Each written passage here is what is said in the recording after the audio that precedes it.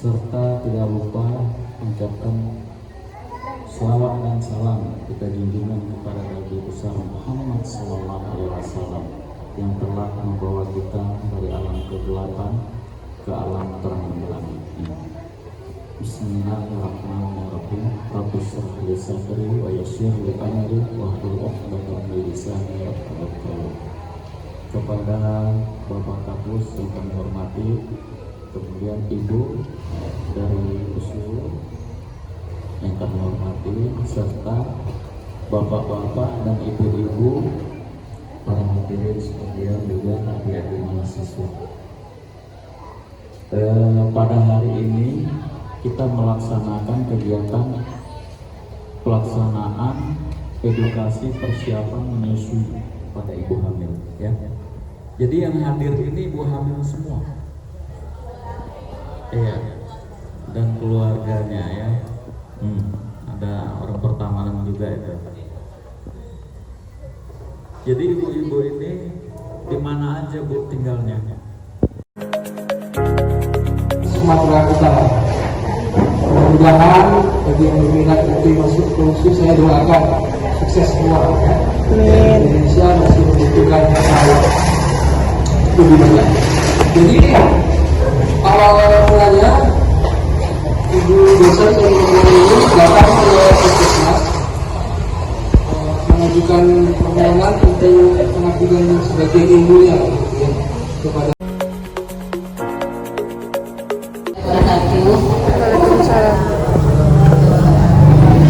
yang saya hormati Bapak Sekretaris Lurah, Bapak M. Azhar, Bapak Mansar, ya. Yang saya hormati Bapak Kepala Puskesmas Medan Sunggal, Bapak Dr. Indra, dan yang saya hormati juga Bapak Ibu, ya.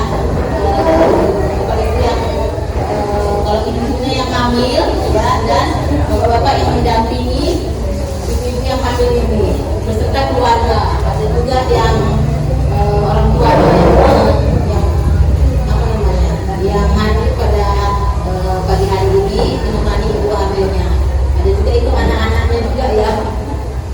Jadi saya mengucapkan terima kasih kepada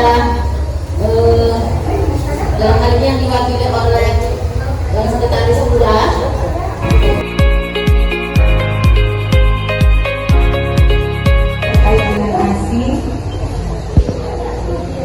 Mungkin kalau yang sudah punya anak, atau ada ibu-ibu yang baru hamil pertama?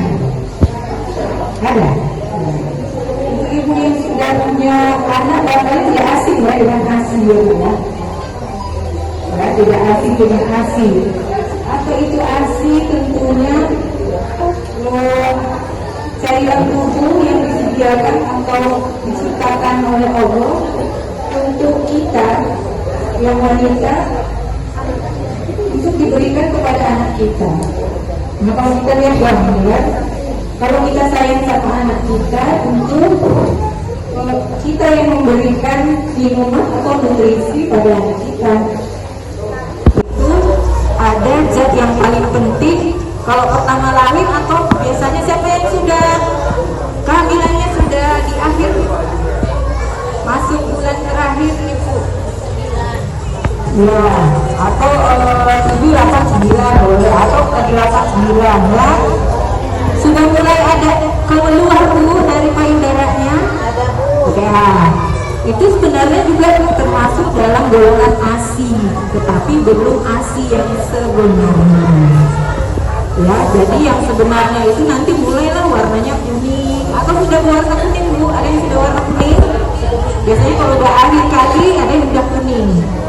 Nah, saya dulu tahun 2002, ya, itu masih booming ceritanya, yang kuning itu katanya basi, ya kan? ASI kolostrum. Mungkin ibu-ibu sekarang, apalagi sosial media sudah merebak kemana-mana, nggak mungkin lagi pasti pandangannya susu kuning, susu basi, nggak mungkin lagi.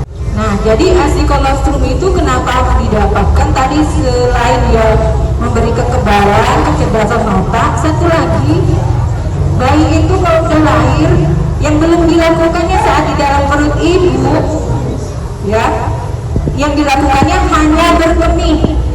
Kenapa air ketuban kita bisa cukup sesuai dengan supaya bayinya bisa bergerak dengan nyaman di dalam perut? Karena salah satunya dimotivasi bayinya berkemih, buang air kecil. Yang tidak dilakukannya buang air besar. Jadi kapan buang air besarnya?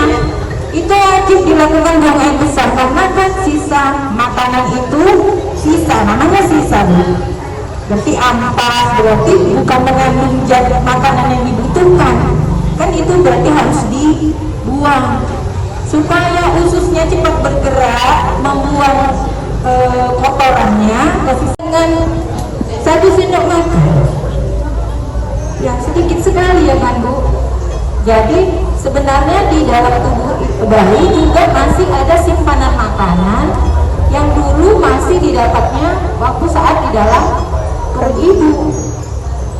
Jadi kalau baru lahir itu sebenarnya dia nggak kelaparan nangisnya itu, tapi karena butuh kenyamanan dari ibu. Makanya wajar nanti ibu Fahira mungkin akan memberikan tambahan kaitannya dengan IMD atau bonding attachment. Memang baik untuk kedekatan atau kedekatan dengan ibunya. Ya. Untuk sekian bertambahnya hari usia bayi, ukuran lambungnya pun bertambah banyak. Tapi Bu, ada itu bayi yang udah disusui kok nangis terus, baru lagi disusui nangis terus. Nanti ada kekebalannya, bagaimana untuk kemampuan pencernaannya. Pernah dengar bayi yang dikonsumsi karet atau susu formula itu sering diare? Nah itu karena atau sering kemulan, ya kan? Sering WO-nya itu encer atau WO-nya kurang. Nah itu semuanya karena dia tidak berbagi sedikit kepada ibu dan bapak sekalian tentang pabriknya, pabrik pembentuk asinya.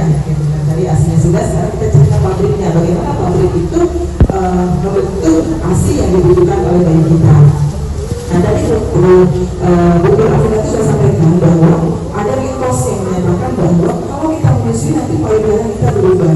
Ternyata secara fisiologis saja sejak Allah itu sudah menciptakan asi itu memang payudara itu memang berubah sesuai dengan umur dan kehamilan.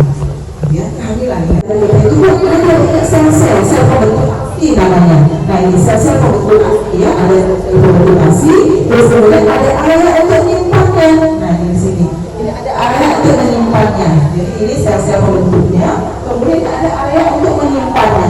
Ini ada area untuk menyimpannya, kemudian ada saluran-saluran nanti untuk mengeluarkan asinya. Nah ini puting susu, makanya tadi beberapa hari juga sudah sampaikan kalau nanti memberi asi pada bayinya itu jangan hanya putingnya aja. Kalau putingnya saja yang bisa, asinya tidak akan keluar. Ya, jadi bayinya capek, ngisap tapi asinya nggak keluar kan capek. Lama-lama dia nggak mau lagi nyusu. Nah selain bayinya nanti nggak mau nyusu, putingnya juga bisa lecet, sakit. Ibunya juga bayinya nggak mau kasih asi lagi ke bayinya. Makanya itu barunya harus nyampe ke sini. Kembali area hitam di payudara kita itu, area yang hitam di sekitaran puting itu. Nah di situlah tempat penyimpanannya. Jadi tempat penyimpanannya itu harus dipencet oleh mulut bayi supaya asinya ngalir. Nah gitu ya Bu ya. Kasih nyaman, peluk ibunya ketika kasih asi, kemudian buat posisi nyaman, dicukupkan gizinya, maka asinya akan maksimal sesuai dengan kebutuhan bayi. Jadi makanya kami sini undang juga bapak-bapaknya supaya apa?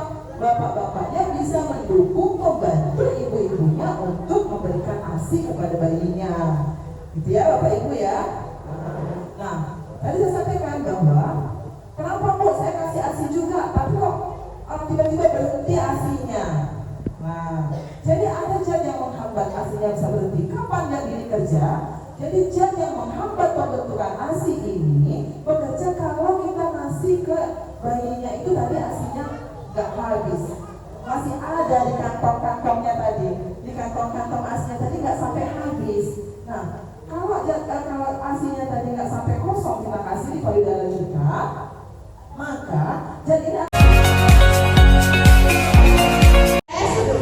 menyusui dimulai secepatnya setelah lahir. Jadi begitulah selama lebih kurang 1 jam.